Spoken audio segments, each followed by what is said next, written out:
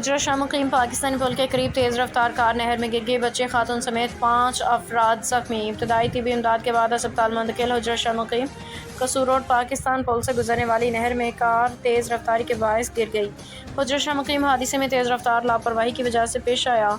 मुकामी अफराद ने रेस्क्यू टीम के पहुँचने से पहले तमाम अफराद को नहर से निकाल लिया। रेस्क्यू टीमों ने 3 ज़ख्मियों को मौका पर इब्तदाई तिबी इमदाद फराहम की, जबकि 2 ज़ख्मियों को इब्तदाई तिबी इमदाद के बाद ज़ख्मियों को अस्पताल मुंतकिल कर दिया। ज़ख्मियों की शनाख्त हाफिज़ उमर फारूक वल्द मोहम्मद यूनुस 40 साल, मोहम्मद यूनुस वल्द हाजी सलमान 70 साल, फजीलत बीबी जोजा ज़ियाउल हक 40 साल, अमीर हमजा वल्द ज़ियाउल हक 8 साल और सज्जाद वल्द गुलाम मोहिउद्दीन 30 साल तकरीबन के नामों से हुई है।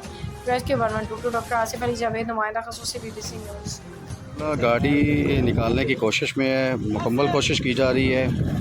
तो जो गाड़ी में सवार फैमिली थी उनको RSC हुजरा मुंतकिल कर दिया है, लेकिन रेस्क्यू वाले बड़ी कोशिश के साथ गाड़ी निकाल रहे हैं। ये उन्होंने अपना ये बेड़ा शूड़ा भी उन्होंने ये ले आए हैं। गाड़ी दीपालपुर से आ गई है, तो रेस्क्यू का अमला कोशिश तो पूरी कर रहा है। गाड़ी अभी अंदर ही है।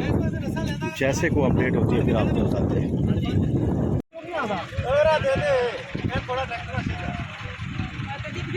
गड्डी पीछे हो जाएगी यार।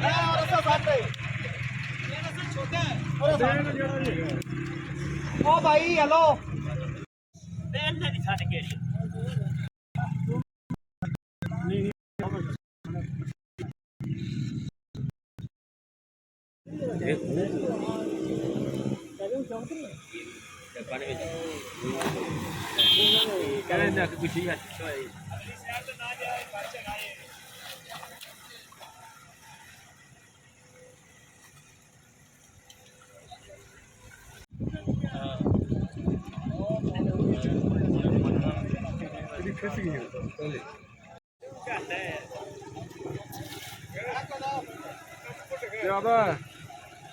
पेट्रोल काफी महंगी आने नहीं यार, बंदा किसी ने कह देना है।